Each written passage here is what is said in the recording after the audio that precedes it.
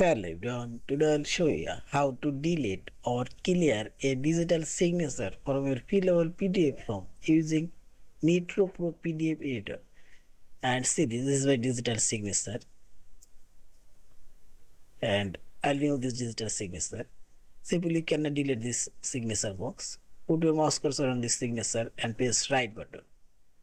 And this clear signature field option, select. Now select this form option and select field. Now drag your mouse cursor, select for digital signature blocks. Now again press right button for your mouse cursor and select edit option. And this is delete. And see this. The digital signature now completely delete.